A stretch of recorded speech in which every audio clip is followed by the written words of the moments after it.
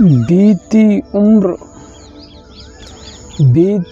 उम्र बुढ़ापा आया, जब जाके यह गाना गाया। बीती उम्र बुढ़ापा आया, तब जाके यह गाना गाया। कौन है अपना कौन पराया, कौन है अपना कौन पराया। ये जग तो है माटी की काया, ये जग तो है माटी की काया। क्या यह जगत माटी का है? मेरे प्रेम स्वामी कहते हैं कि यह जगत माटी का नहीं है, यह जगत अमृत का है, यह जगत प्रेम का है, यह जगत चेतना का है। इस जगत का प्रेम, इस जगत की चेतना, इस जगत का अमृत जो पा लेता है, इस जगत का अमृत जो संसारिक प्राणी, जो प्रेमात्मा, जो तत्व पा लेता है, वह इसे पा करके इसका हो जाता है। और जो इसका हो जाए वह इसके बंधन में, इसके प्रेम में, इसकी चेतना में इस प्रकार से बंध जाता है कि इसको ऐसा जान पड़ता है कि यही सत्य है, यही मेरा है, यही रूप जो इसे देह के रूप में प्राप्त हुआ है, मैं इसी रूप में हूँ और यही मेरा सत्य है। इस अमृत प्रेम की व्याख्या करते हुए मेरे प्रेम स्वामी कहते हैं कि जिसको यह जितना लगता है वह सांसारिक प्राणी इस जगत में उतना हो जाता है। इस उतने होने का सत्य क्या है? यह जो इंद्रियां हैं, जो यह देह है, जो यह शरीर है, यह शरीर इस अमृत रस का है। जो मेरा प्रेम है, जो मेरा अखंड एक रूप है, इस एक अखंड रूप से जो खंड खंड हो करके इस खंड खंड में स्वयं के जीवन वाला हो जाता है, उसकी सत्यता विनाश के लिए है। पर इस विनाश में जो चेतना है, जो जीवन है, इसको जो जानने की सत्यता है, जो इसमें इस प्रकार का हो गया है कि मैं हूँ, उसके लिए यह देह, यह शरीर, यह विष इसका सत्य बन जाने वाला है। जो खंड खंड में चेतन हो जाए, जो खंड खंड में स्वयं के स्वामित्व का हो जाए, इसका जीवन यह विष क्यों है? इसके जीवन की सत्यता विनाश की क्यों है? इसका कारण क्या है? मेरे प्रेम स्वामी कहते हैं कि जिस प्रकार से यह जो तेरा देह है, जो यह शरीर है, इसमें कोई घाव हो जाए, यह कट जाए, तो यह शरीर इस कटे हुए घाव को स्वयं से ठीक करने का प्रयत्न करता है, अभ्यास करता है, और यह इसका कर्म जब तक है तब तक इस घाव को यह भर नहीं लेता और पूर्व जैसा नहीं हो जाता। इसी प्रकार से यह जो मेरा अखंड एक प्रेम रूप है, इस अखंड प्रेम रूप में जो खंड खंड हो जाता है, यह मेरा घाव है। मेरे ही रूप को काट करके जो स्वयं के रूप वाला हो जाता है, उसके लिए सत्यता इस जगत में ऐसी है कि जो मेरा एक अखंड प्रेम रूप है, इसका जिसके कारण से विनाश हो गया है, यह इस घाव को, यह इस कटे हुए को स्वयं से भरने का प्रयत्न करता है। अखंड एक रूप जहाँ खंड खंड हो जाए, वह इस खंड खंड का विनाश करके स्वयं के रूप को पुनः प्राप्त कर लेना चाहता है। इसकी प्रक्रिया स्वयं के पूर्व रूप को प्राप्त करने की है। इस कारण से इस जगत में एक भीषण संग्राम उदय होता है। एक द्वंद्व प्रकट हो जाता है कि जो खंड खंड है, जो खंड खंड में है, जिसकी चेतना, जिसका जीवन इस एक सूक्ष्म अंश में है, जो सूक्ष्म योगों से बना हुआ है, जिसका अहंकार, जिसके जीवन की गति योग से है। वह योग वाला स्वयं से स्वयं में स्वयं के जीवन को प्राप्त करने की गति करता है, ऐसा कर्म करता है। इसकी चेतना का ऐसा लक्ष्य है कि यह जिस खंड खंड से है, इस खंड खंड में खंड खंड का योग करके, इसका विस्तार करके इस जीवन को सदा सदा के लिए स्वयं का कर लेने वाला है। ऐसी कर्म गति करता है। इसका लक्ष्य इस जीवन की सत्यता को प्राप्त कर लेना है, इसको अटल अमर कर लेना है। पर यह इस जीवन को ऐसा कर नहीं सकता, क्योंकि इसका संग्राम, इसका युद्ध उस एक अखंड से है। मेरे प्रेम स्वामी कहते हैं कि जो मेरे गर्भ में, जो मेरे प्रेम आयाम में मेरे प्रेम से मुक्त होकर के स्वयं के प्रेम वाला हो जाता है, स्वयं के जीवन की गति वाला हो जाता है, उसका यह जीवन मुझसे ही है और यह मेरा ही है। पर इसमें इसका अहंकार है, इसलिए इस अहंकार को मुझसे पृथक हुए मेरे ही गर्भ में जो मेरे रूप से इस संसारिक प्राणी का अहंकार है, मैं इसको खा पी करके निगल करके इस अहंकार को स्वयं का कर लेने की गति करता हूँ। यह मेरा ऐसा माया प्रेम है कि जहाँ भी यह टूट कर छिन्न भिन्न हो जाए, छिन्न भिन्न हुए को ग्रहण धारण करके स्वयं के एक रूप की गति करता है, ऐसी इच्छा करता है। यह इसका कर्म है और जो इसमें इसके विपरीत है, उसका स्वयं के जीवन को पूर्ण करना उसका ऐसा कर्म है।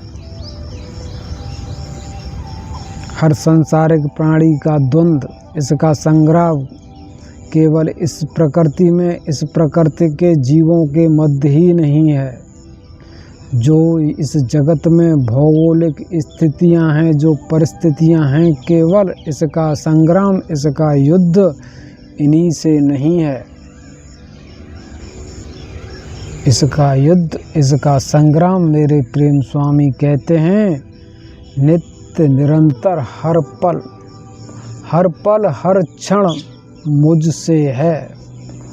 जब तक यह कर्म करता रहता है, जब तक इसकी चेतना स्वयं के लिए प्रयत्न करती रहती है, जब तक इस समय का चक्र इसको रचता रहता है, तब तक इसका जीवन है। और जब यह हार थक जाए,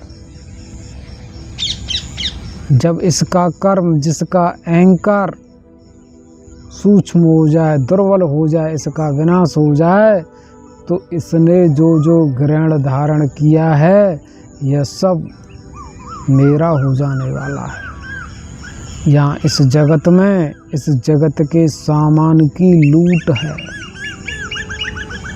जिस पर जितना लूटा जाए वह उतना लूट ले, और जो लूट लेता है यह सामान उसका हो जाता है। यह सामान उसका हो जाता है। यह किस प्रकार से हो जाता है?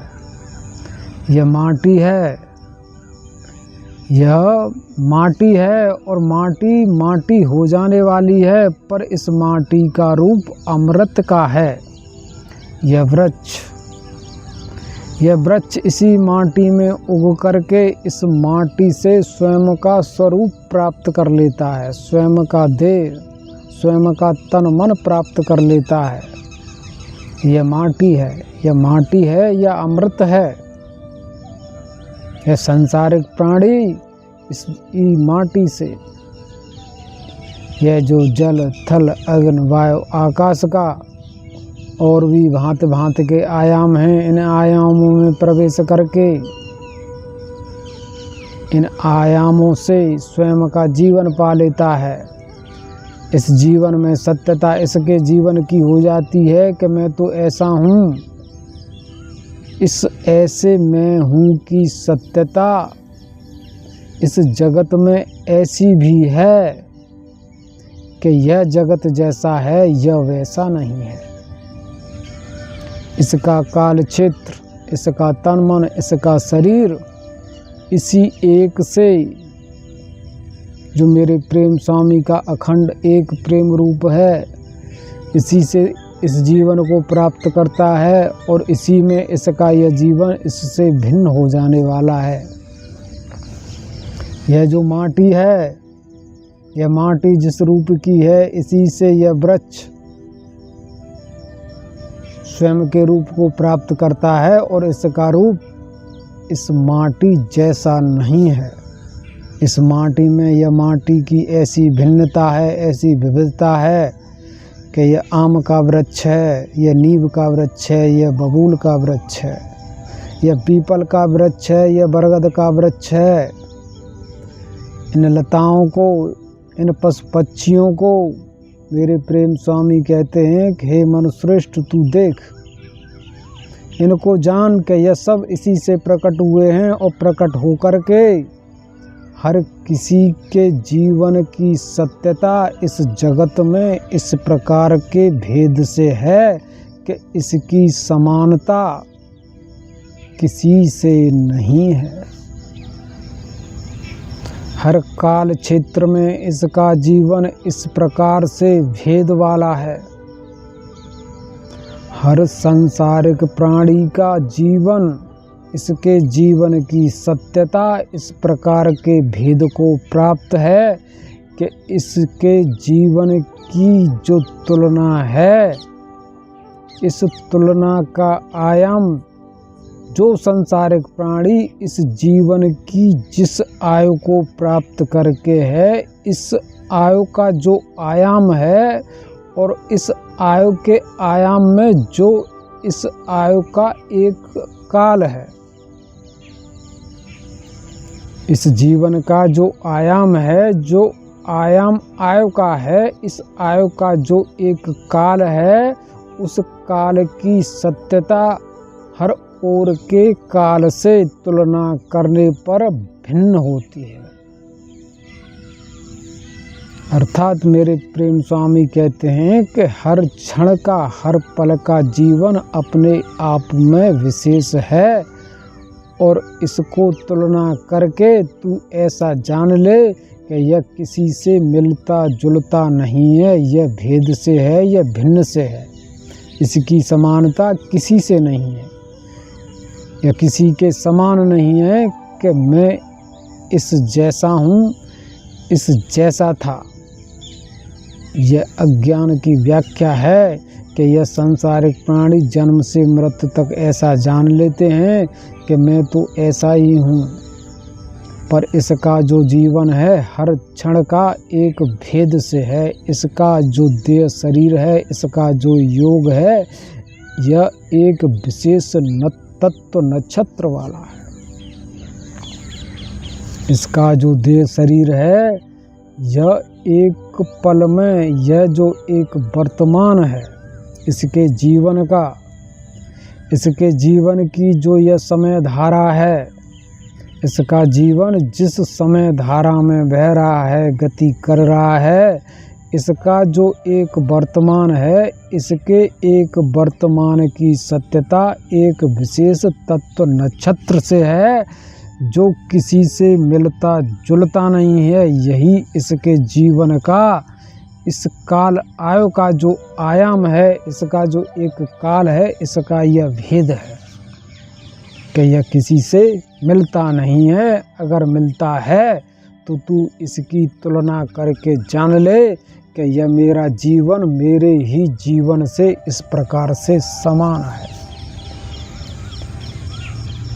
तेरा यह जीवन स्वयं के जीवन से ही इस प्रकार से असमान है कि यह काल,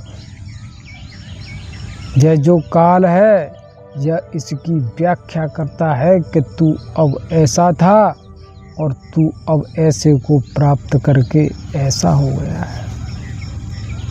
मेरे प्रेम स्वामी कहते हैं कि यहाँ जो यह काल गति का भोग दर्शन है, इस काल भोग दर्शन की सत्यता यही है कि जो इस काल को जानने वाला है कि यह जो जीवन है, जो इस जीवन की यात्रा है, किस गति से है।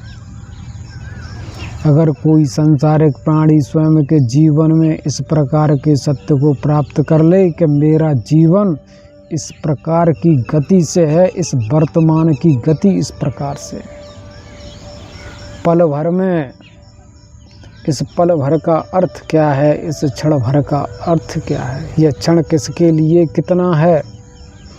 मेरे श्री महाकाल की सत्यता ऐसी है कि जो सांसारिक प्राणी स्वयं के इस काल से, यह जो प्रेमात्मा का जीवन है, यह काल का जीवन है, यह जो है यह शंकर है, इसमें कुछ नहीं है, यह निर्गुण है। और जहाँ से इसकी यात्रा गुणों को प्राप्त करने की होती है, यह श्री महाकाल के गर्भ में प्रवेश करता चला जाता है। इसलिए जो इस प्रेम आत्मा की गहराई है, इस श्री महाकाल में प्रवेश करके इस महाकाल के प्रेम से चेतन होने की, इससे यह केवल ऐसा सत्य जानने वाला है कि मैं तो जन्म से मृत्यु तक ऐसा हूँ, मेरे तो रूप में कोई परिवर्तन ही नहीं है।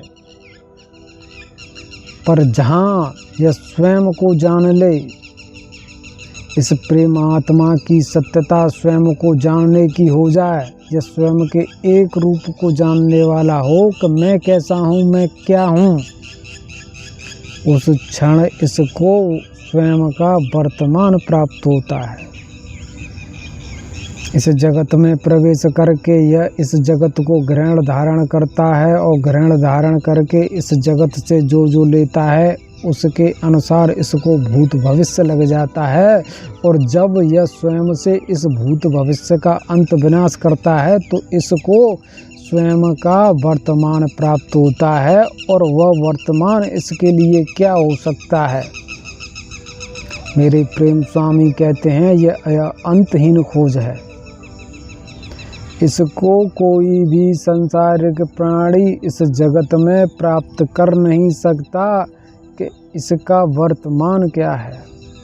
इस वर्तमान की सत्यता मृत्यु के आयामों से पूर्ण होती है, इस समाधि से पूर्ण होती है, इस मृत्यु से पूर्ण होती है, इस निद्रा से, मूर्छा से, आलस्य से पूर्ण होती है। जहाँ यह अहंकार ठहर करके, टूट करके, बिखर करके इसका योग किससे कितना है इसको जानते हुए और इस योग का विनाश करते हुए इसकी धुरी में, इसके केंद्र में जब यह गिरता है और स्वयं के एक रूप को जानता है तो इसके लिए इसका वर्तमान प्रकट होता है। यह इस जगत में काल का भोग दर्शन है। इस काल का भोग दर्शन मेरे प्रेम स्वामी ने पूर्व कथा में कहा है कि इस जगत का काल से और इस जगत का कला से भोग दर्शन होता है। जो इस जगत में इस काल से इस जगत का भोग दर्शन करने वाला है उसकी सत्यता भाव की, प्रेम की,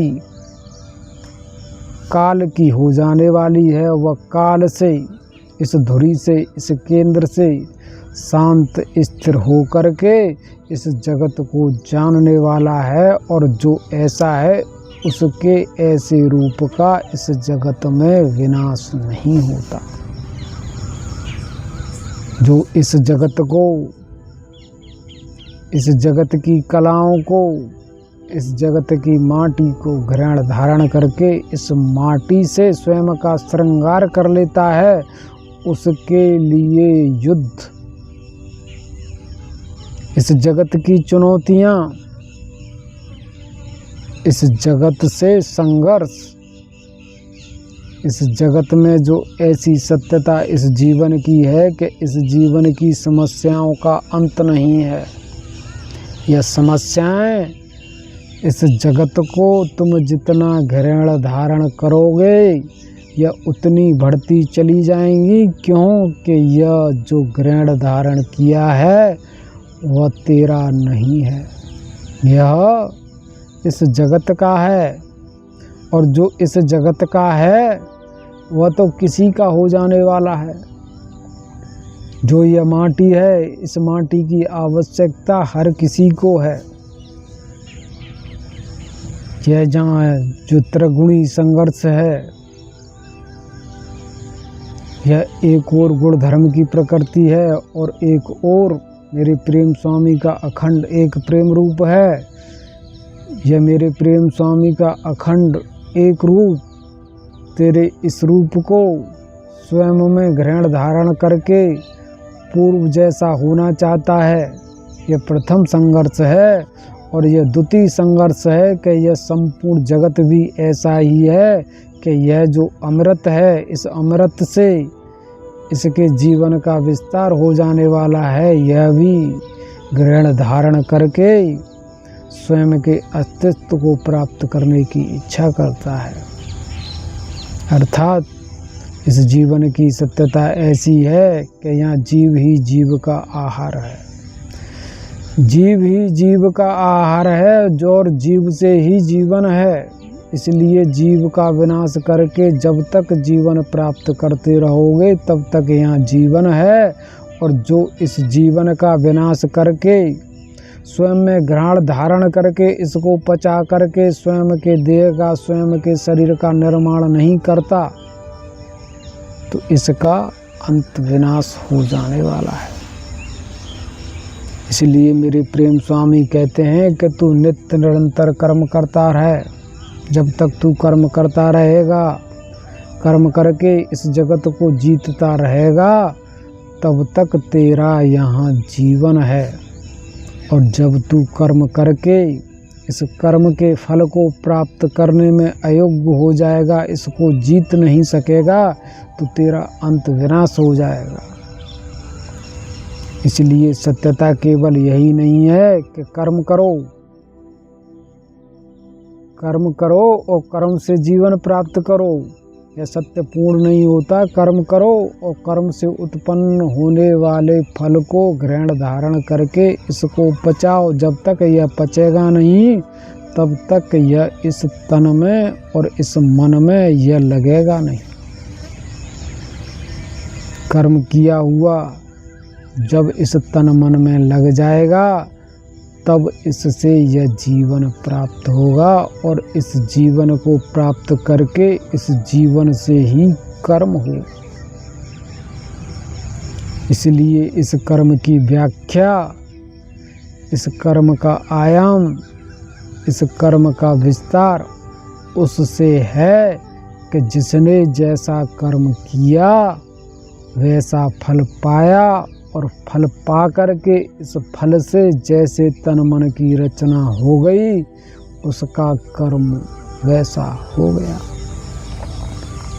मेरे प्रेम स्वामी इस अमर प्रेम कथा में कहते हैं कि जो यह तेरा अहंकार है, जो यह तेरा जीवन है, जो यह तेरा मन है, इस बुद्धि की, इस विवेक की, इस भाव विचार की जो यह सत्यता है तेरे कर्म से है, कर्म के फल से है, फल से प्राप्त किए हुए तन मन से है।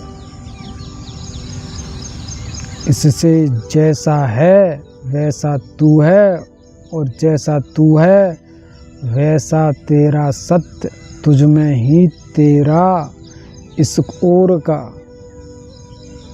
और इस ओर का अर्थात जो भूत भविष्य में जो तू था उससे यह मिलता जुलता नहीं है, यह भेद से है, यह भिन्न है।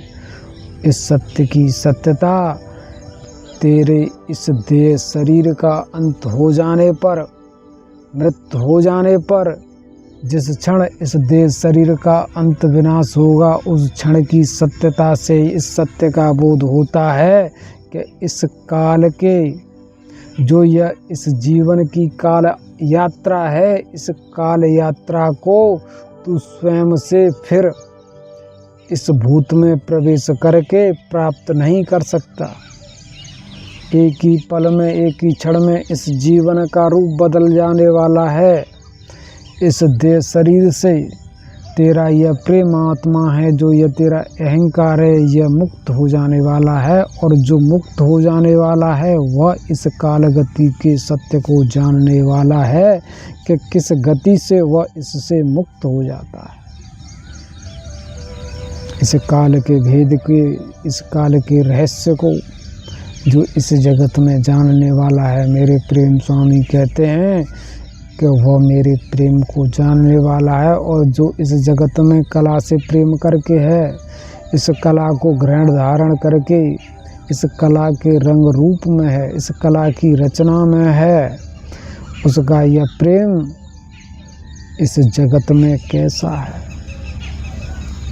उसका प्रेम इस जगत में इन विषय लोकों का है। और जो इन विषय लोकों में प्रवेश करके इन विषय लोकों की सत्यता को प्राप्त कर लेता है वह इन विषय लोकों का हो जाता है। इन विषय लोकों में प्रवेश करके इन विषय लोकों के हो जाने की आखिर सत्यता क्या है।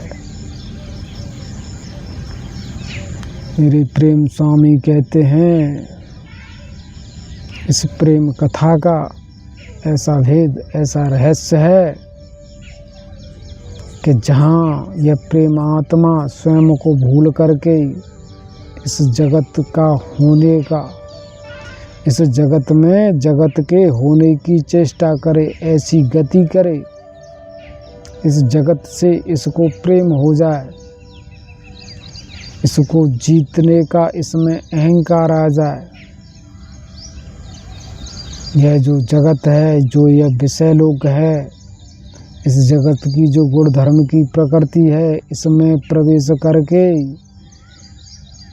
इसमें यह प्रेमात्मा, यह संसारिक प्राणी प्रवेश करके इसको स्वयं का करता रहे और इसको जीत करके इस पर अधिकार करके यह ऐसा हो जाए कि यह मेरा है, यह मेरा स्वरूप है, यही तो सत्य है। इससे परे भला इस जगत में सत्य ऐसा क्या है जो मेरा है।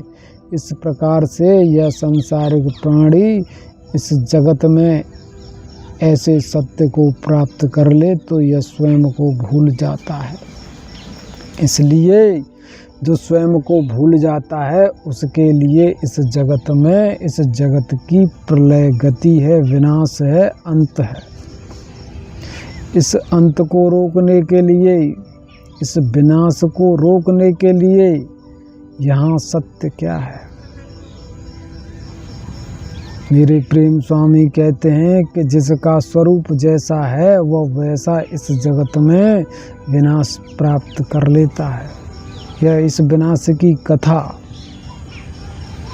इस विनाश की यह कथा क्या है। इस विनाश की कथा का यही सत्य है कि जो काल है वो निर्गुण है और अमर है, अविनाशी है। जो इस काल को धुरी केंद्र बना करके इस धुरी केंद्र के हर ओर जिस प्रकार के सत्य की रचना करता है उसका यह जीवन उसी प्रकार का है। यह किस किस प्रकार के सत्य की रचना करता है। मेरे प्रेम स्वामी इस प्रेम कथा में कहते हैं कि इस केंद्र धुरी के हर ओर जो सरल जीवन की रचना करता है उसका जीवन तीव्र गति से अंत विनाश को प्राप्त कर लेने का है। वह इस जगत में, इस जगत के ही द्वारा नहीं, जो मेरा एक अखंड प्रेम रूप है उसके द्वारा भी इसका अंत विनाश हो जाने वाला है। अर्थात जो इस जगत में, इस जगत के सांसारिक प्राणी हैं, इनके द्वारा इसका सहज सरल गति से अगर अंत विनाश हो जाने वाला है,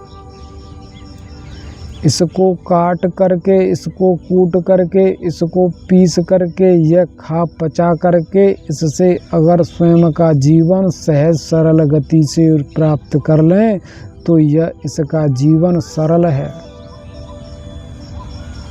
हे मनुश्रेष्ठ, ऐसा फल, ऐसा देह शरीर, ऐसा भाव विचार, ऐसा छलबल, ऐसा रंग रूप जिससे यह जगत आकर्षित हो करके इसमें ऐसा तत्व हो, ऐसा प्राण हो, ऐसा अहंकार हो कि इसको खा करके, इसको पचा करके इससे यह स्वयं का जीवन प्राप्त कर लें तो यह तेरा जीवन अति सरल है, क्योंकि इससे यह जगत आकर्षित हो रहा है। यह केवल न इससे आकर्षित हो रहा है, आकर्षित हो करके तुझसे युद्ध भी कर लेने वाला है और युद्ध करके यह इसे जीत लेने वाला भी है। इसलिए यह जो तेरा तन है, यह तन नहीं है, यह मिट्टी नहीं है, यह स्वर्ण है। एक वन में भूखा शेर, एक वन में एक भूखा शेर एक हिरण को देखता है, एक खरगोश को देखता है और उसका शिकार करके उसके हाड़ मांस को, उसके रक्त को खा पी करके इससे स्वयं का जीवन प्राप्त कर लेता है। इसलिए उसका जो देह शरीर है वह माटी नहीं है। यह जो देह शरीर है यह माटी नहीं है, यह इसका देह शरीर इसके लिए अमृत है, यह स्वर्ण है। यह अमृत कथा का ऐसा प्रेम रस है कि इस अमृत कथा में अमृत है। इस सत्य की सत्यता का बोध इस प्रकार से होता है कि जो दूसरे का प्राण है वह स्वयं का प्राण बन जाने वाला है।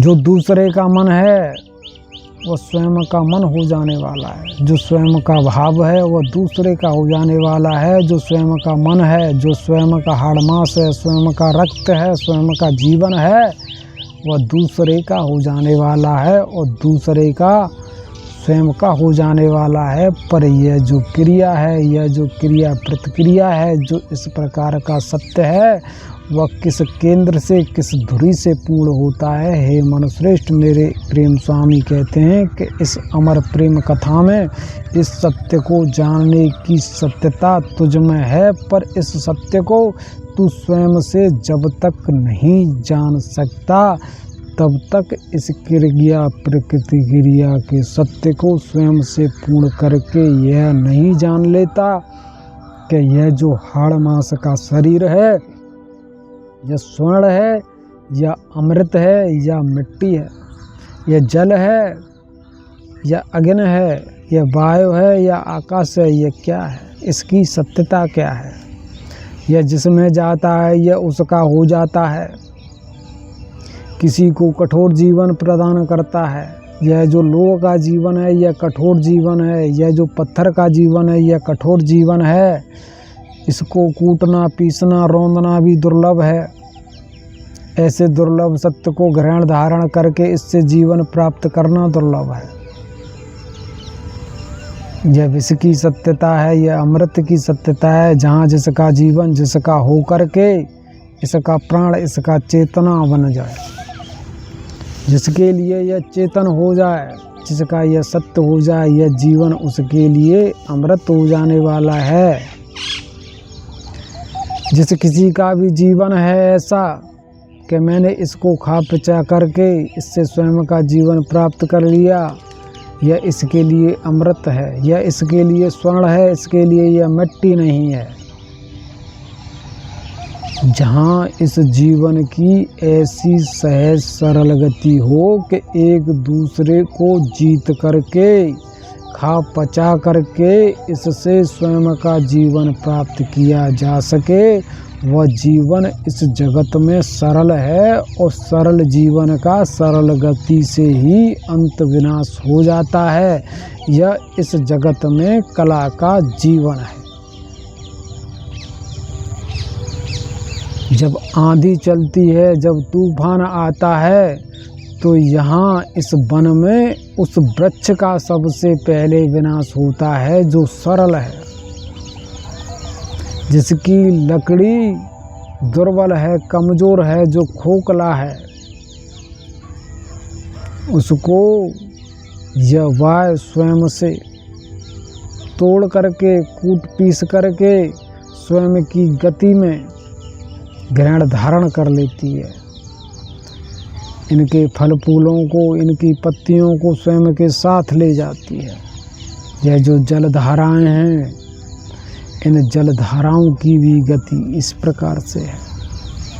पर जो इस वन में कठोर वृक्ष है, जिसकी शाखाएं दृढ़ हैं, जो मजबूत है, उसको यह जो वायु की गति है, जो यह आंधी है, यह जो तूफान है, स्वयं से इसका सरल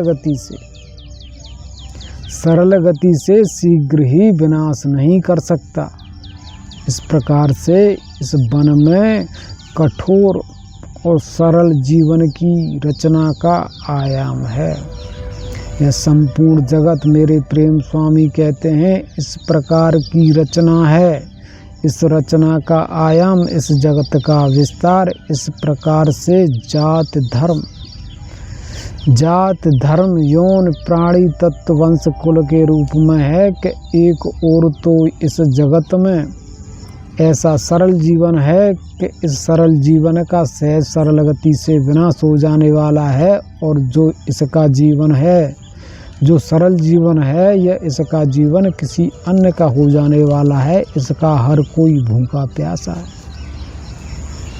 इस सरल जीवन की व्याख्या करते हुए मेरे प्रेम स्वामी कहते हैं कि सरल जीवन इस जगत में वह है जिसमें भी प्रवेश करता है, यह उसी का हो जाता है।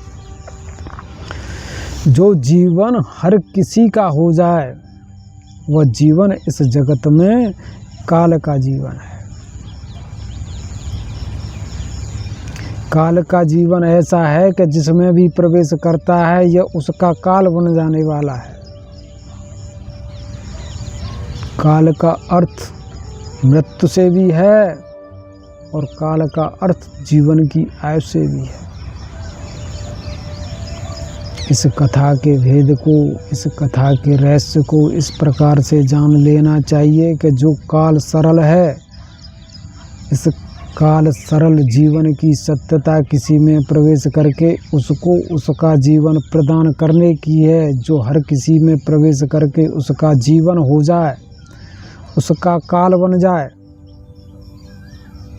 जब कोई काल किसी में प्रवेश करके उसका काल बनता है, तो उसको उससे काल आयु का जीवन प्राप्त होता है। और जब यही काल के लिए काल बन जाए, जब काल में काल प्रवेश करके काल योग करता है, तो उसको काल आयु प्राप्त होती है, उसको उसका जीवन प्राप्त होता है, उसको उसका अहंकार प्राप्त होता है। पर जब यही अहंकार टूट बिखर जाए, जब काल के लिए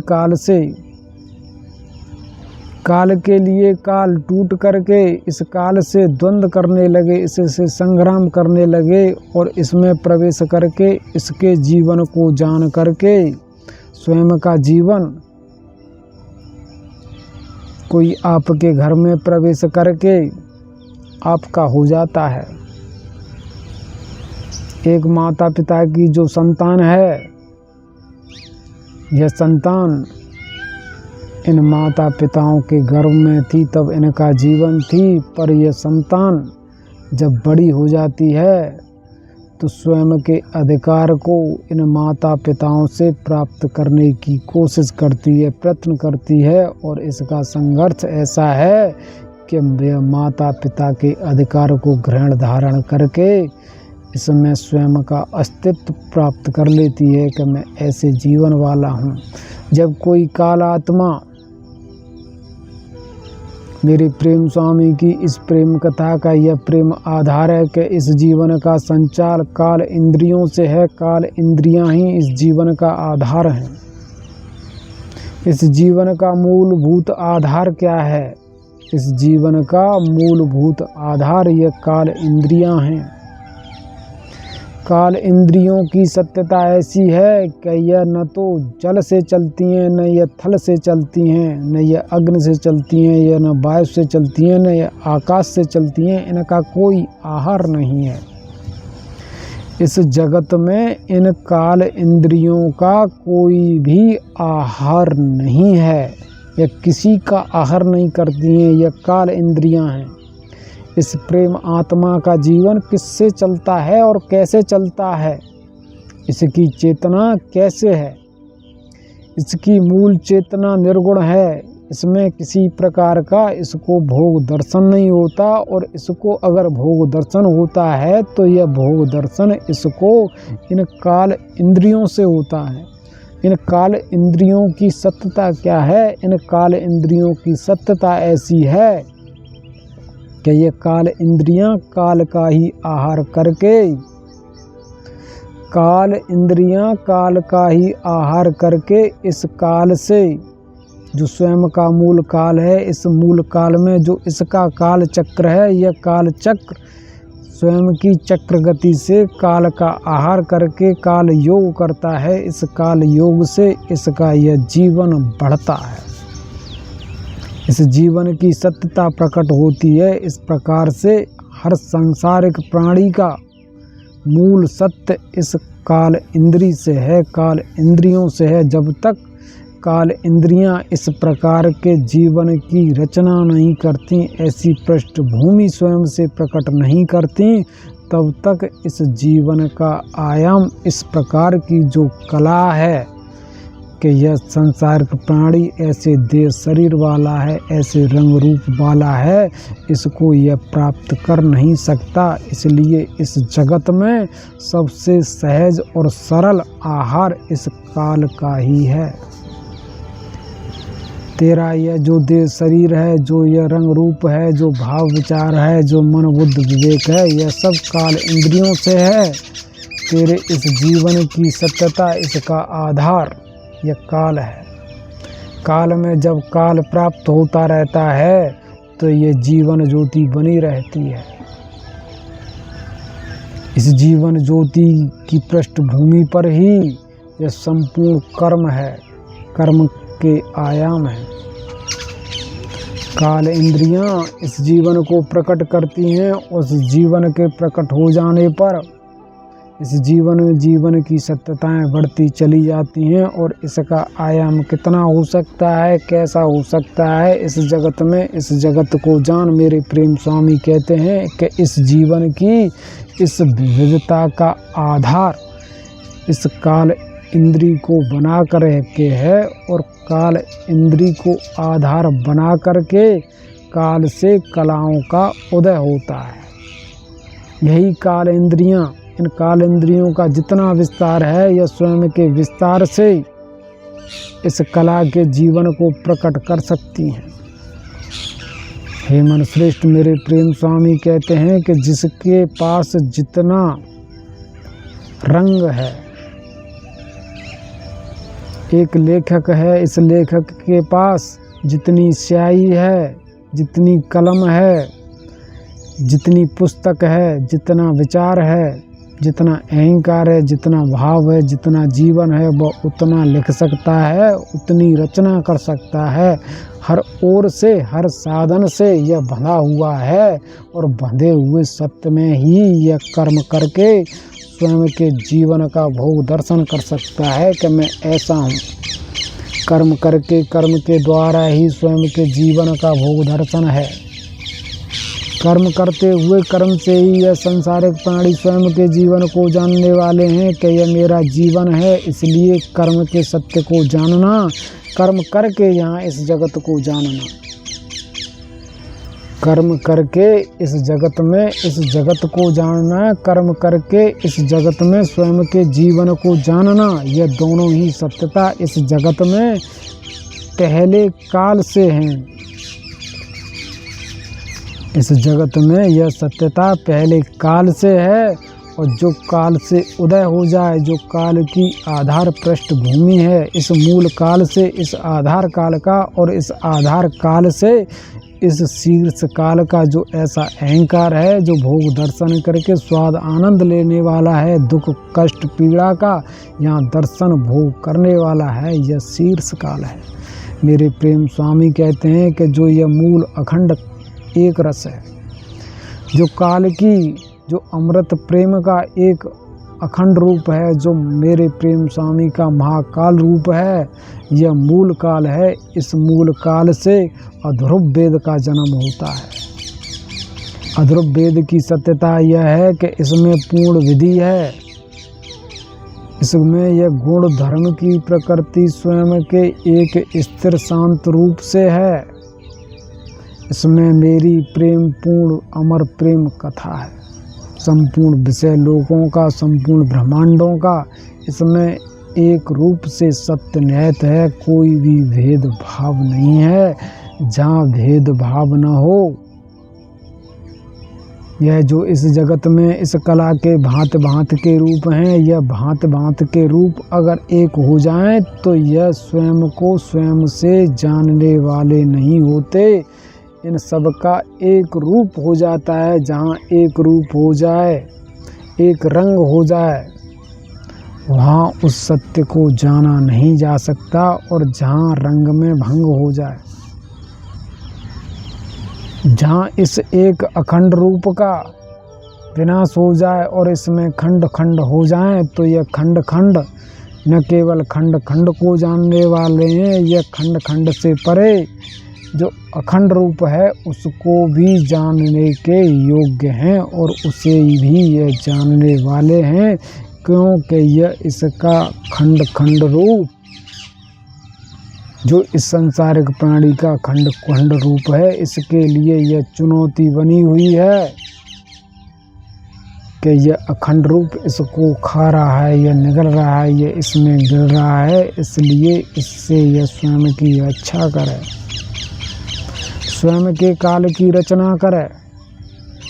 जब तक यह काल की रचना नहीं करेगा तब तक इसका जीवन आगे नहीं बढ़ेगा। इसलिए जो काल से इस काल की रचना करने वाला है, जो ये काल गति है, इस काल गति से जो आधार काल है, और इस आधार काल से जिस देश शरीर की, जिस कला रूप की रचना मेरे प्रेम स्वामी कहते हैं कि मैं गुण धर्म की प्रकृति से करने वाला हूँ, इससे ध्रुव वेद का जन्म होता है। इस जगत में जो वेदों की चेतन सत्यता है उसको जान समझ लेना चाहिए कि जो कर्म क्रिया नहीं करता, जो क्रिया प्रतिक्रिया नहीं करता, जो स्थिर शांत बना हुआ है, जो मेरा अमर प्रेम रूप है, इससे अध्रुव वेद का, और जो कर्म क्रिया करता है, कर्म क्रिया करके जो इस जगत में गति करता है, खंड खंड हो करके, छिन्न भिन्न हो करके एक रूप की रचना करता है, और इस रचना को पूर्ण करके इस देह शरीर की रचना करता है, इन संसारिक प्राणियों की रचना करता है, इनको इनका यह जीवन प्रदान करता है। जो यहाँ सत्य इस काल से काल का, इस काल से इस काल का उदय होता है। इस काल से काल के उदय होने की सत्यता क्या है? मेरे प्रेम स्वामी कहते हैं कि जो यह काल आत्मा है, इस काल आत्मा का विस्तार काल से ही इस जगत में, काल से ही इस जगत में ऐसी कला का हो जाने वाला है कि यह इस कला में, इस कला को जो इस काल से काल को प्राप्त करके काल का आयाम जो है, यह कला का रूप ग्रहण धारण करने वाला है। और इस कला के रूप से यह इस कला को, और इस कला से जो इस कला में काल है, इस काल को और इस काल से जो यह काल इंद्रियों का काल है, इस काल को जानने वाला है। इस प्रकार का भोग दर्शन इसके जीवन में, इस संसारिक प्राणी के जीवन में जो यह काल कला का खेल है, इस काल से कला का और कला से कला का, और जो कला से कला के मध्य की काल आयु का खेल है। इस काल आयु से यह इस जीवन को और इस जीवन से इस काल को जानने वाला है, इन काल इंद्रियों को जानने वाला है। इसलिए जो इस प्रकार का खेल है, जो तुझ में प्रवेश करता है वह इस खेल को जान लेता है, सीख समझ लेता है। जो काल में प्रवेश करके काल की यात्रा करता है, काल के जीवन को जानता है, वह काल इस जीवन को जानने वाला है, वह जड़ से चेतन हो जाता है। जो शिष्य किसी गुरु के आश्रम में जाता है, जो शिष्य किसी गुरु के आश्रम में जाता है, वह गुरु के आश्रम में जाकर के गुरु से शिक्षा ग्रहण धारण करता है और गुरु के ज्ञान से गुरु हो जाता है। वह जान लेता है कि गुरु की सत्यता कैसी है। गुरु गुरु है तो वो गुरु क्यों है,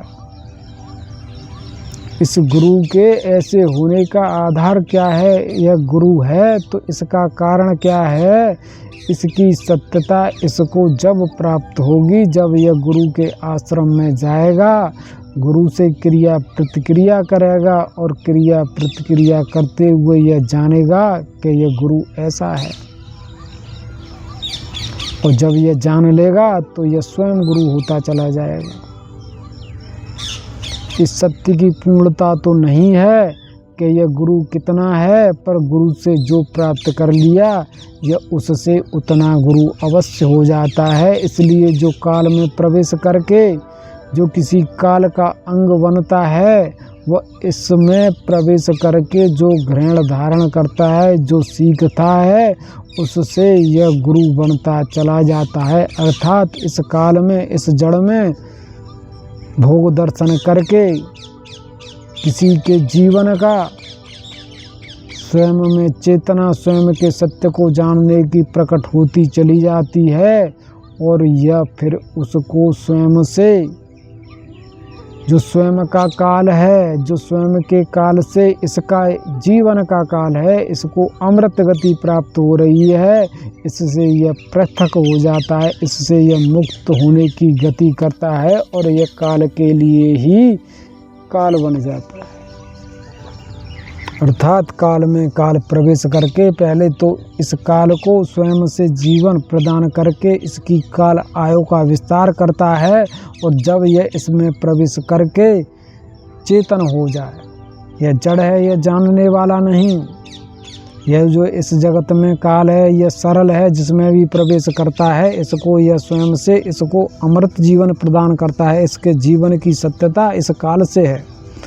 काल इंद्रियों की जो इस जगत में सत्यता है, इस श्वास से जीवन चल रहा है, इस अग्नि से जीवन चल रहा है, इस आकाश से जीवन चल रहा है, जल थल से, आहार से, फल फूल से जीवन चल रहा है।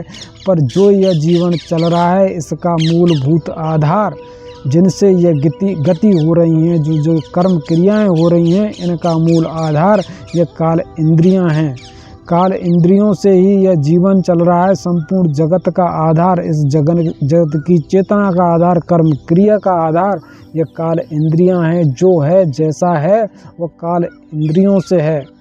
काल इंद्रियों का भर ही इस देह शरीर की रचना करता है। इसलिए जो जैसे काल भवर वाला है वह वैसे देह शरीर को प्राप्त कर सकता है। अर्थात जिसके पास में जितना काल इंद्रिय रूप है, एक काल है, दो काल हैं, तीन काल हैं, चार काल हैं, पांच काल हैं, कौन कितने काल योग से है, किस काल आत्मा को कितनी काल आत्माओं का योग प्राप्त है। मेरे प्रेम स्वामी कहते हैं कि यह संपूर्ण जगत काल आत्माओं का रूप है। इस जगत में न तो कुछ जल है, न कुछ थल है, न कोई अग्नि का रूप है, न कोई वायु का रूप है, न कोई आकाश का रूप है। इस जगत में जो भी हैं, इन रंग रूप रचनाओं को, इन देह शरीरों को, हे मनुश्रेष्ठ पहले तू जान के ये क्या हैं। इस जगत में जो वृक्ष हैं, जो लताएं हैं, पहले तू इनको जान ले कि यह क्या हैं। यह जैसी हैं, जो हैं, जितनी हैं, यह सब काल का रूप हैं। इस जगत में जो जगत की रचना है इस काल से है, इसलिए जो भी है, पत्थर हो, धातु हो, स्वर्ण हो या मिट्टी हो, यह सब काल आत्माओं का रूप है, यह काल का रूप है। इस काल से ही इस कला की रचना है, इसलिए यह संपूर्ण जगत चेतन है। मेरे प्रेम स्वामी कहते हैं कि इस जगत की प्रेम चेतना का अगर तू सत्य जानना चाहता है तो पहले इस कला के बंधन से मुक्त हो। जो इस देह शरीर की सत्यता है कि यह शरीर इस प्रकार का है, यह सर्प है, यह कछुआ है, यह खरगोश है, यह जो भांत भांत के यहाँ जीवन है, जो यह भांत भांत का रूप है, जो कला के रूप हैं, जो भांत भांत के गुण हैं, यह सब गुण काल से हैं, काल योग से हैं और योग के योग से हैं। इस योग की अनंतता का कोई अंत नहीं है, यह शीर्ष काल है और इस शीर्ष काल से व्यर्ग वेद का उदय होता है। मेरे प्रेम स्वामी कहते हैं इस व्यर्ग वेद में तेरा अहंकार है और यह अहंकार कलाओं से है, यह काल की पृष्ठभूमि से है, काल के द्वारा है, पर यह तेरा अहंकार जो तुझे लगा हुआ है यह सब का सब कला के रूप में है और यह काल को जानने वाला नहीं है। जहाँ काल से उदय हुआ जीवन कला का रूप बन जाए, वहीं सत्यता इस व्यर्ग वेद की है और इस व्यर्ग वेद में काल नहीं होता है। जो काल से रचा बना है, काल से उदय हुआ है, काल की पृष्ठभूमि से है, इसका आधार ही काल है।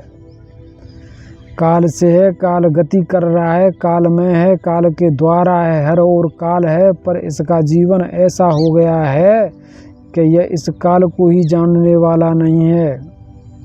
काल भला है कहाँ?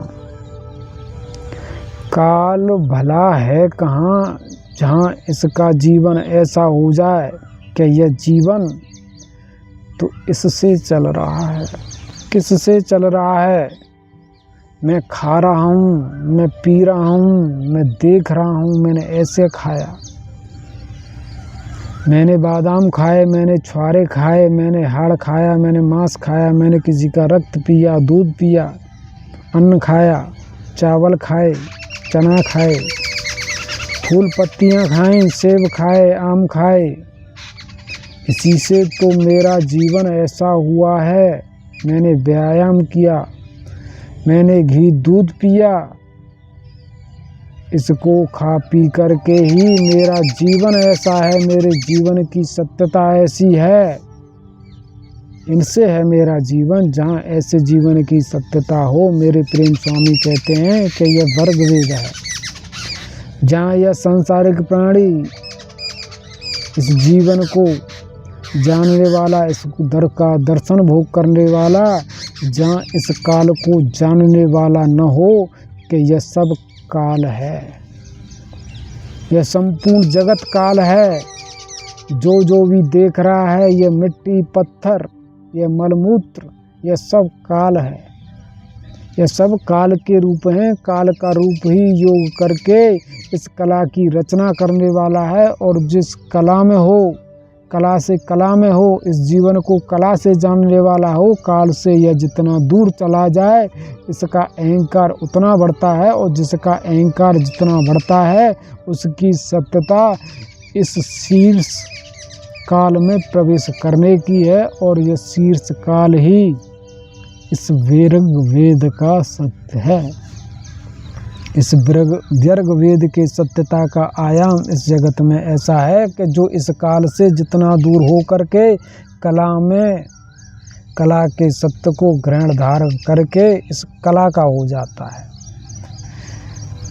इस विषयलोक की सत्यता कला की है, कलाओं के गुणों की है, कला की प्रकृति की है। इसलिए इस गुण धर्म की प्रकृति में प्रवेश करके जो गुण धर्म की प्रकृति का हो जाए जो इसको सत्य जानने लगे, जो इसको सत्य मानने लगे, उसको सत्य वर्ग वेद का लग जाता है। और इस वर्ग वेद की सत्यता यह है कि यह इस काल से बहुत दूर जा कर के है। इसलिए जो जितना दूर जा कर के है, मेरे प्रेम स्वामी कहते हैं कि उसको उतना भूत भविष्य लगता है और कौन कितना दूर जा कर के है,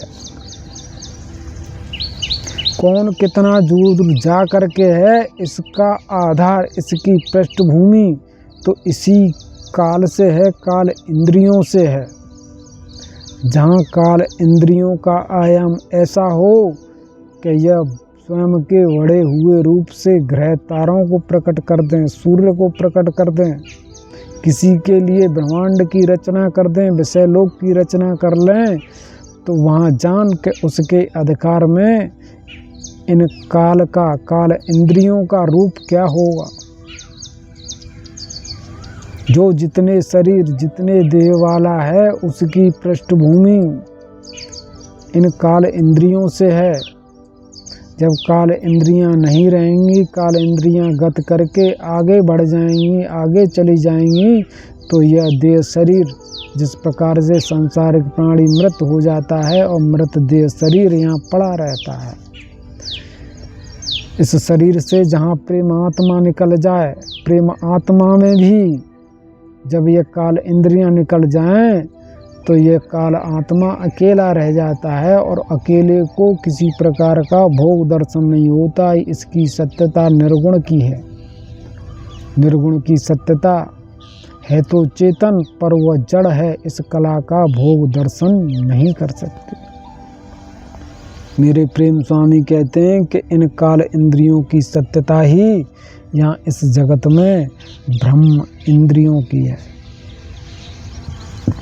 जो इस जगत में इन ब्रह्म इंद्रियों से प्रेम करके, इन ब्रह्म इंद्रियों को स्वयं के इस एक काल रूप में प्राप्त करके इनका हो जाए, उसके सत्य की सत्यता इस जीवन में कठोर जीवन प्राप्त करने की होती है। और इस कठोर जीवन को जो प्राप्त कर ले, प्राप्त करके इससे इस जगत के जीवन को, स्वयं के जीवन को जानने वाला है, उसके जीवन का आयाम इस कठोर जीवन को आधार बना करके आगे बढ़ता है। और इसका यह जीवन कठोरता के केंद्र से, कठोरता की धुरी से सरल जीवन की ओर बढ़ता है। हे मनुश्रेष्ठ, ऐसा जान के यह जो पृथ्वी का आयाम है, स्वयं के केंद्र में, स्वयं की धुरी में यह दृढ़ है और इस दृढ़ कठोर से यह सरल होता चला जाता है। यह बाहरी पर्दी में, जो बाहर की ओर पर्दी है, उसमें सरल होता चला जाता है। और इस पृथ्वी का केंद्र कठोर है, दृढ़ है। इस प्रकार की जो सत्यता है, इस प्रकार का जीवन कठोर जीवन है। जहाँ इस केंद्र में, जहाँ इस धुरी में अगर कठोर जीवन न हो, सरल जीवन हो और बाहरी जीवन कठोर हो, वहाँ सत्यता इसके जीवन की सरल है। मेरे प्रेम स्वामी कहते हैं, इस जगत में, जहाँ इस जगत का जीवन प्रकृति के तन से हो, प्रकृति के तन से हो, ये प्रकृति इस जीवन को तुझे प्रदान करके इसके दर्शन भोग में तुझे स्थापित करके है, तो वहाँ तेरा जीवन सरल है। तेरे जीवन की सत्यता इस जीवन में सरल है।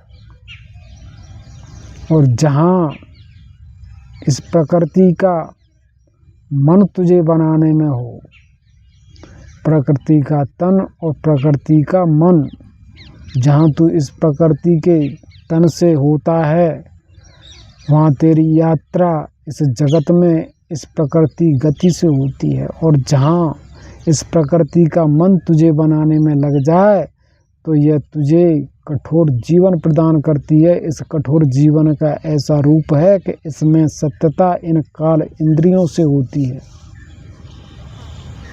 जहाँ यह जीवन काल इंद्रियों के आधार से होता है, वहाँ यह जीवन तेरा कठोर होता चला जाता है और कठोर जीवन में कठोर जीवन की रचना होती है।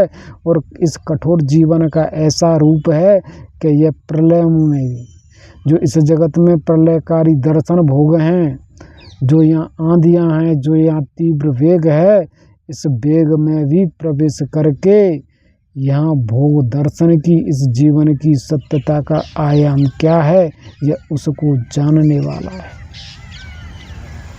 और जिसका जीवन सरल है, जो प्रकृति के तन में है, तन की सत्यता तन के वेग में है, जहाँ जिसको प्रकृति का वेग लगा हुआ है, वह प्रकृति के वेग में प्रकृति के वेग का सहज सरल रूप से हो जाने वाला है। उसके जीवन का ऐसा रूप नहीं होता कि वह स्वयं के जीवन को इस वेग में प्रवेश करके, वेग में प्रवेश करके वेग से स्वयं का जीवन प्राप्त कर ले। जहाँ इन प्रकृति धाराओं में प्रवेश करके इन धाराओं से स्वयं का जीवन प्राप्त न किया जा सके, जो धाराओं में प्रवेश करके इन धाराओं से स्वयं के जीवन को प्राप्त न कर सके, उसका जीवन यहाँ सरल है। सत्यता यह जीवन के आयाम की है। भले ही तेरा परिधि में जीवन कठोर है, पर इस कठोर जीवन में जब तक सत्यता तेरे इस मन की कठोर नहीं है, तब तक तुझे इस जगत में कठोर जीवन प्राप्त नहीं होगा। यह जीवन भले ही स्वयं के रूप से कठोर हो, पर इस कठोर जीवन का इस जगत में प्रकृति गति से अंत विनाश हो जाने वाला है। और इस प्रकृति गति से अंत विनाश हो जाए तो इसमें जो सरल मन है, जो इसमें सरल अहंकार है, सरल मन है, सरल चेतना है, उसका भी विनाश प्रकृति गति से ही हो जाने वाला है। मेरे प्रेम स्वामी कहते हैं कि जो इस प्रकृति में गति है, जो इसमें जो तेरा जीवन है, तू इस जीवन में इच्छा कर कि तेरा जीवन जो इस सरल जीवन में, इस जीवन की ऐसी आयाम गति है कि यह स्वयं से स्वयं में कठोर भी है और यह सरल भी है। प्रकृति ने जिसको जैसा रच दिया है और इस रचे हुए में जिसका जैसा अहंकार है, इस अहंकार की सत्यता, पहले इस जीवन की सत्यता इस जगत में कठोर और सरल जीवन के रूप में है। प्रकृति ने ऐसा रचा है और रचे हुए के आयाम को जान करके जान कि इसमें जो चेतना है, जो जीवन है, जो अहंकार है, इसमें भी सत्य सरल और कठोर जीवन का है। यह प्रकृति स्वयं से इस देह को, इस शरीर को पहले सरल बनाती है, इस जीवन को पहले सरल बनाती है। इस सरल जीवन में इस आत्मा को भोग दर्शन देती है। सरल में सरल जीवन ही है। इस सरल जीवन से प्रेम करके यह प्रेम आत्मा इसमें कठोर होने की इच्छा करता है। किसी में कठोर होने का सत्य क्या है? किसी जीवन में प्रवेश करके उस जीवन से प्रेम करना, प्रेम करके ऐसा जानना कि यही मेरा सत्य है और इस सत्य में बने रहना। यह जो मच्छर का जीवन है, इस मच्छर के जीवन को प्राप्त करके जो प्रेम आत्मा यह जान ले कि यह मेरा ही सत्य है और इसमें इच्छा करे कि मैं सदा के लिए इसमें बना रहूं। यह प्रकृति से है, प्रकृति ने इसने को जीवन दिया और जीवन को प्राप्त करके जो इस जीवन की इच्छा करता है, इसमें कठोर करने की इच्छा करता है, वह कर्म करता है। यह जीवन किस प्रकार से सरल से कठोर हो जाएगा, यह योग गति है। इस जीवन की सत्यता किसी भी सरल रूप से कठोर जब तक नहीं हो सकती, जब तक काल योग, जो काल इंद्रियां हैं, काल इंद्रियों के सत्य को जो संसारिक प्राणी स्वयं से पूर्ण नहीं करेगा, वह काल योग को प्राप्त नहीं होगा। और जब तक काल योग को प्राप्त नहीं होगा, तब तक उसका अहंकार, उसका मन कठोर नहीं हो सकता। और जब तक वह कठोर नहीं होगा, तब तक उसके सत्य की, उसके अस्तित्व की इस जगत में रचना नहीं हो सकती। जो इस देह जीवन को प्राप्त करके इस देह जीवन में यौन इंद्रियों से, यौन इंद्रियों का अर्थ क्या है? यौन इंद्रियों का अर्थ यही है कि इस तत्व को, इस कला के रूप को, यह जो इस जगत में भांत भांत के रूप हैं, इन भांत भांत के रूपों को इन भांत भांत के देह रूपों से जानने की सत्यता, क्रिया प्रतिक्रिया करके इनका दर्शन भोग करने की सत्यता, गंध लेना, देखना, सुनना, स्पर्श करना, मलमूत्र वीर्य आदि से जानना, छल बल से जानना, यह सब यौन इंद्रियों का भोग दर्शन है। इसलिए इन यौन इंद्रियों से भोग दर्शन करते हुए इस काल चेतना का, इस प्राण तत्व का विनाश हो जाने वाला है। इसलिए जिसको जो जीवन प्राप्त हुआ है वह इस जीवन को प्राप्त करके इस जीवन को इन यौन इंद्रियों में खो देता है। इसलिए उसको कठोर जीवन की प्राप्ति नहीं होती, वह सरल से सरल जीवन की ओर यात्रा करने वाला होता है। जीवन इसको कठोर प्राप्त हुआ हो या सरल प्राप्त हुआ हो, अगर वह ऐसा है, इन यौन इंद्रियों को जान करके जिसकी जिज्ञासा, जिसकी रुचि इस देह शरीर को कर्म से जानने की है, वह इस अहंकार से, इस चेतना से इनमें प्रवेश करके कठोर से दुर्बल होता चला जाता है। और दुर्बल होता हुआ यह अहंकार, इसका मन बुद्ध विवेक ऐसा हो जाता है कि इस देह शरीर का अंत विनाश होने पर भी इसका अंत विनाश हो जाता है। अर्थात जो इस जगत में ऐसी सत्यता है कि यह सांसारिक प्राणी कहते हैं कि यह जो मर गया है, यह जो सांसारिक प्राणी मर गया है, मरने के बाद भी इसमें इसके जीवन की चेतना भूत पिशाच के रूप में इस जगत में बनी रहती है, वह ऐसे रूप में शेष रहता है। जो मर करके भी इस जगत में शेष रहे। मेरे प्रेम स्वामी की कथा में ऐसा सत्य है कि इस जीवन के दो रूप हैं, एक शुक्ल पक्ष है और एक कृष्ण पक्ष है। जहाँ शुक्ल और कृष्ण पक्ष की सत्यता पूर्ण होती है, वहाँ अध्यात्म की का सत्य आरंभ होता है। और यह सत्य केवल तभी आरंभ होता है जब इस जीवन को प्राप्त करके कठोर हो या सरल हो, प्रकृति ने जैसा दिया है इसको प्राप्त करके जो इसमें कठोर होने की इच्छा करता है, अर्थात यह जीवन है जो इस जीवन से प्रेम करके इस जीवन की रक्षा करता है। जीवन प्राप्त कर लिया, जीवन की सुख सुविधाएं प्राप्त कर ली, पद अधिकार प्राप्त कर लिया, मेरे पास सब कुछ है, सब कुछ प्राप्त करके जो इस सब कुछ का भोग दर्शन करता है, इनमें विलय हो जाता है। इसका कठोर से कठोर जीवन भी इनमें प्रवेश करके इस प्रकार से विलय हो जाता है कि जब इसका अंत विनाश होता है तो इसका भूत, इसका पिशाच, इसका कृष्ण पक्ष इस प्रकार से दुर्बल हो जाता है कि इसको शीघ्र ही दूसरी योनि में जन्म मिल जाता है। किसी जात में, किसी धर्म में प्रवेश करके उसमें जन्म पा लेता है, दूसरा देह, दूसरा शरीर प्राप्त कर लेता है। जहाँ इस सांसारिक प्राणी की सत्यता ऐसे जीवन की हो जाए, इसका यह जीवन सरल है।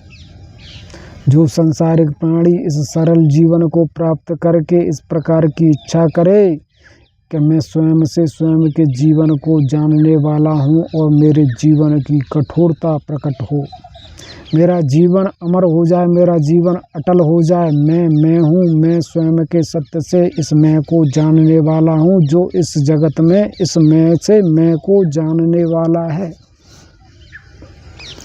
जो इस जगत में इस मैं से इस मैं को जानने की इच्छा वाला है, उसको इस मैं का विस्तार करना होगा।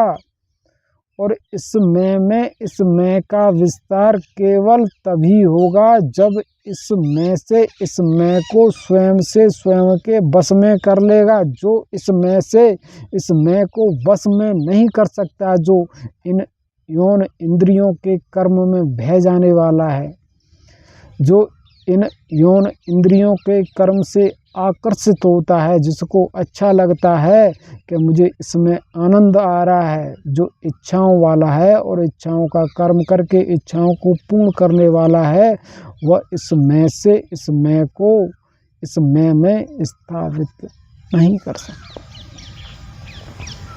इसलिए जो इस मैं वाला है और इस मैं को इस मैं में स्थापित करके इस मैं को मैं बनाने वाला है, मैं बनाने की इच्छा वाला है, उसको इस वेग को, जो इस जीवन की चेतना को, इस प्राण धारा को, इस अहंकार को कर्म गति से कर्मों के रूप में विलय कर रहा है, इस धारा के वेग को, इस गति के वेग को रोकना होगा। इस जीवन की चेतना को स्वयं से बस में करके इस चेतना से स्वयं की मैं को जानने वाला है, इस मैं से मैं में जानने वाला है, उसकी मैं का इस जगत में विस्तार होता है। और जब इस मैं में इस मैं का विस्तार होता है तो इसका जीवन यह कठोर होता चला जाता है। इस जीवन के कठोर होने की सत्यता क्या है? जो काल इंद्रियों का काल है तुझ में प्रवेश करके तेरा सत्य बना हुआ है, और जो तुझ में प्रवेश करके तेरा सत्य बना हुआ है वह तेरा शिष्य है और तू उसका गुरु है। और जब शिष्य तुझ में प्रवेश करके यह तेरा जो देह है, जो यह तेरा क्षेत्र है, जो यह तेरा काल इंद्रिय रूप है, जिसका जैसा जैसा स्वरूप है, इसमें प्रवेश करके तुझसे प्रवेश करने वाला शिक्षा ग्रहण करता है। और जहाँ जिसकी शिक्षा पूर्ण हो जाए उसे ऐसा जान पड़े कि यहाँ मेरे लिए कुछ अवशेष नहीं है, वह यहाँ इस आश्रम को, इस देह शरीर को, इस क्षेत्र को, इस योग को, इस अहंकार को, इस मन बुद्ध विवेक को छोड़ करके चला जाता है। जो आता है वह आने का भोग दर्शन देता है, और जो जाता है वह जाने का भोग दर्शन देता है। यह जीवन आने जाने की कथा है, और यह आने जाने का सत्य नित्य निरंतर हर सांसारिक प्राणी को लगा हुआ है। इसी से यह तेरा जीवन चेतना है। इस जीवन की चेतना का आधार क्या है? यह आधार काल से ही जाना जा सकता है कि इस जीवन की चेतना का आधार क्या है।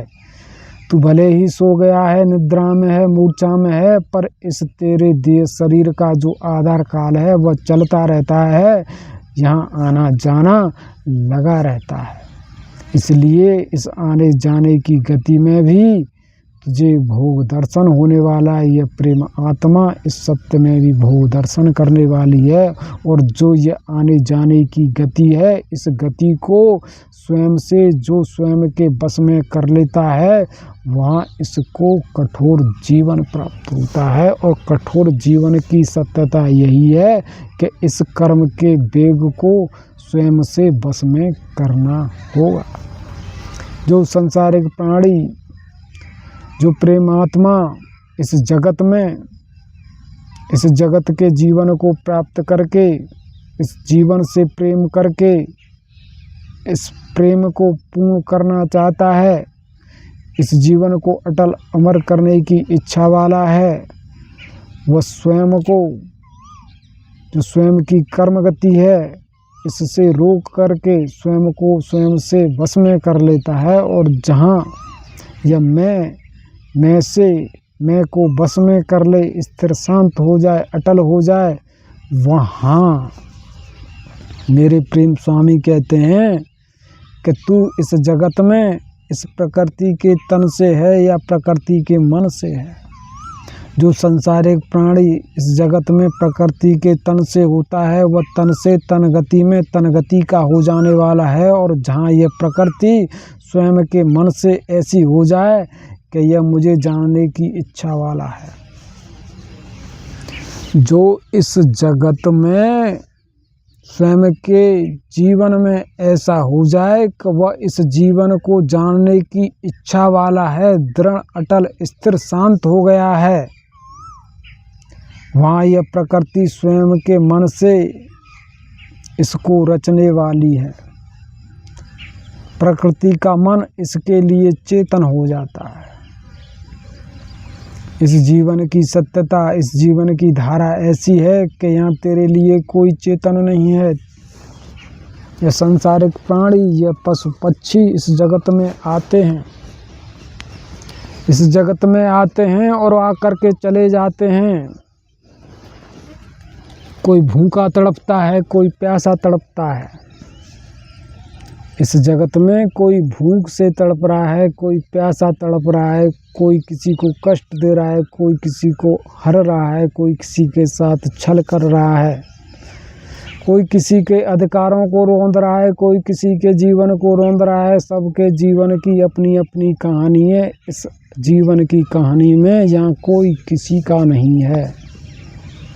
जहाँ जिसका जीवन ऐसा है वह इसका जीवन इस प्रकृति धारा में है, इस प्रकृति का इसको तन लगा हुआ है। और जहाँ इस जीवन के लिए, इस संसारिक प्राणी के लिए कोई ऐसा हो कि हाँ, इस जीवन में यह मेरा है, मुझसे प्रेम करने वाला है, मैं भले ही सो रहा हूँ, कहीं बैठा हुआ हूँ, कोई कर्म कर रहा हूँ, कोई युद्ध कर रहा हूँ, कोई भोग दर्शन कर रहा हूँ, जहाँ इसके जीवन की ऐसी गति हो कि हर क्षण हर पल इसको ऐसा जान पड़े, ऐसा लगे कि कोई है जो मेरी रक्षा करने वाला है, मुझे रच रहा है, मेरे साथ है।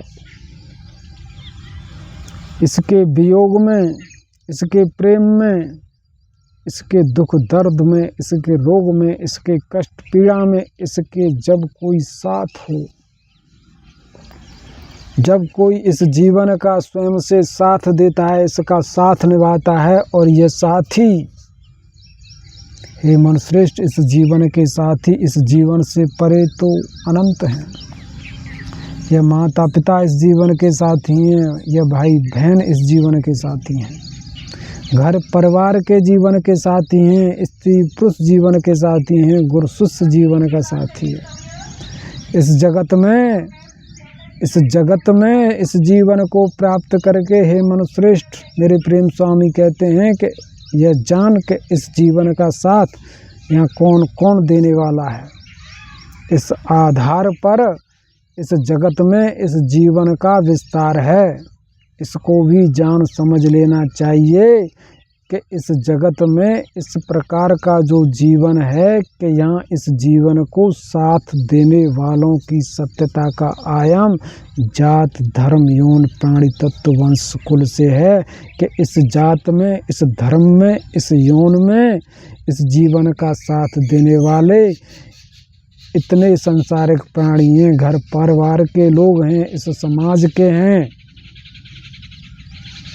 जो हर प्रकार का जीवन है, यह जीवन इसका साथ दे रहा है। और जहाँ कोई साथ नहीं दे रहा है, इस प्रेम आत्मा का कोई साथ नहीं दे रहा है, जहाँ प्रेम आत्मा एक है, अकेला है, यहाँ से उस ओर की ओर आयाम है कि जहाँ यह संपूर्ण ब्रह्मांड इसका साथ देता है।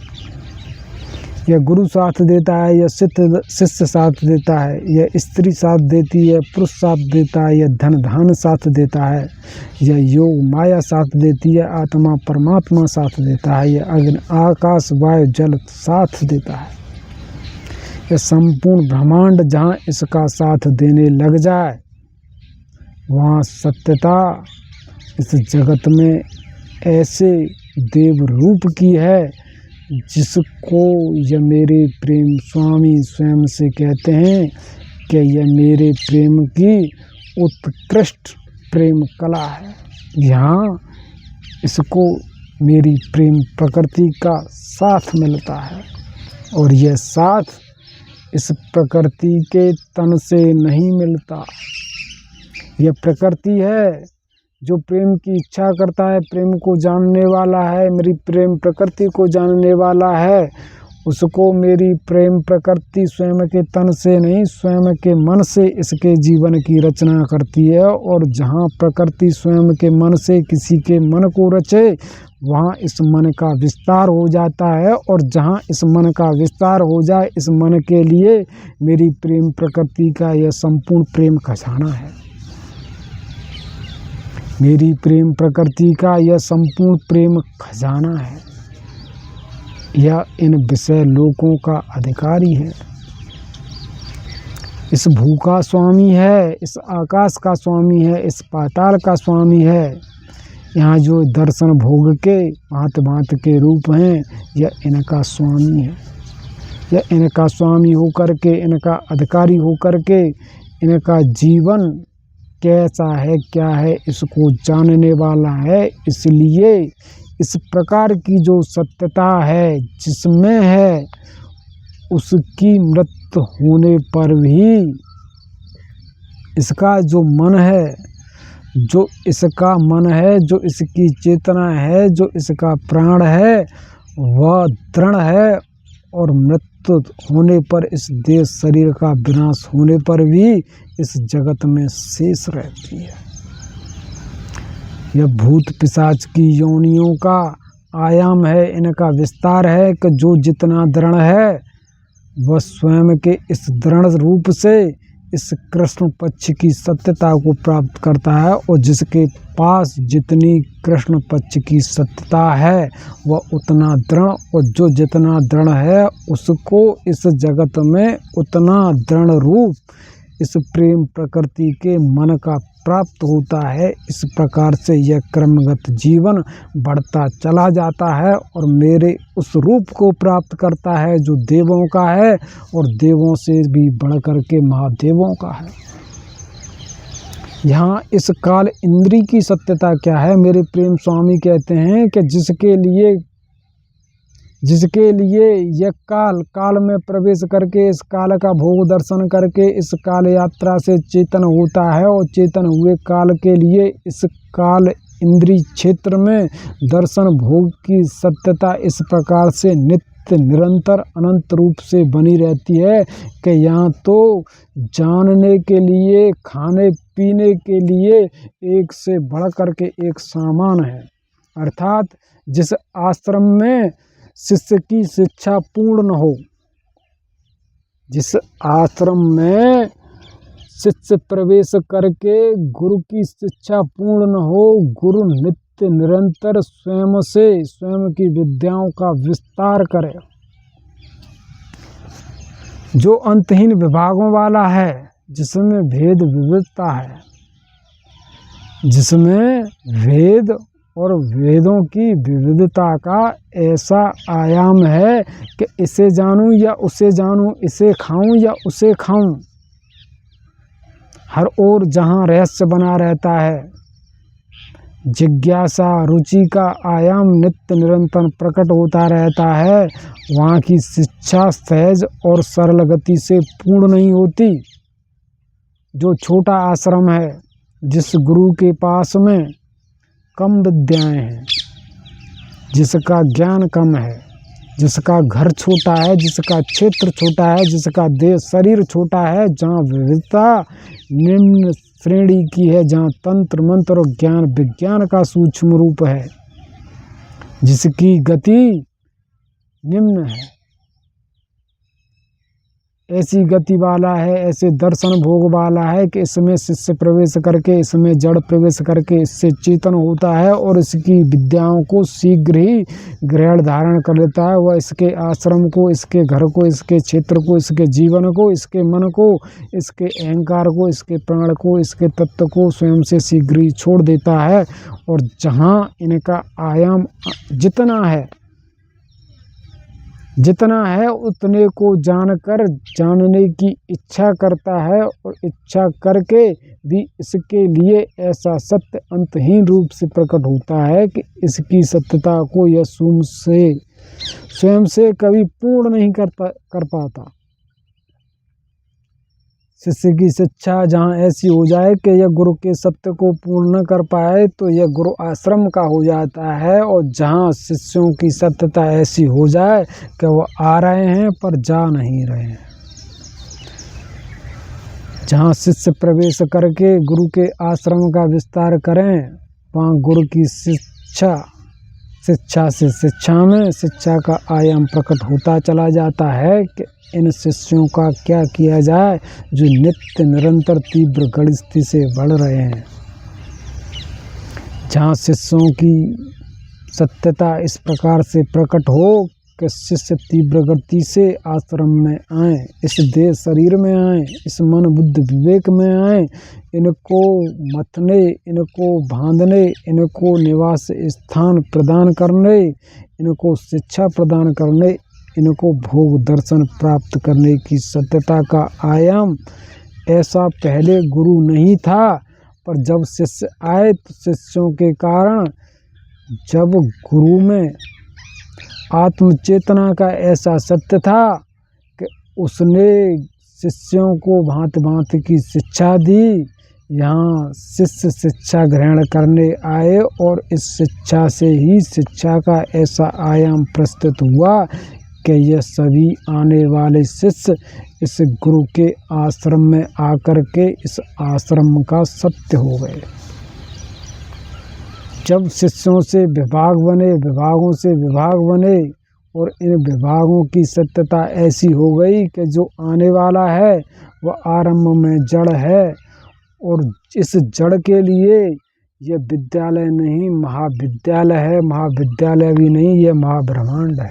जहाँ जिसका जीवन महाब्रह्मांड हो जाए, इस चक्रव्यूह से कोई भी काल इसमें प्रवेश करके निकल नहीं पाता है। कोई भी मन किसी में प्रवेश करके निकल नहीं पाता है।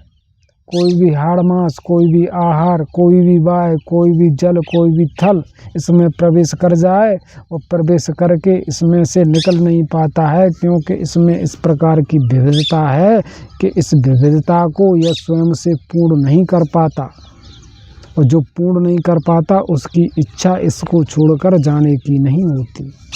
इसलिए जिसका जीवन जितने भेद वाला है, जितने रहस्य वाला है, उसके लिए इस काल इंद्री से काल को ग्रहण धारण करके पचाने की सत्यता उतनी बढ़ जाती है।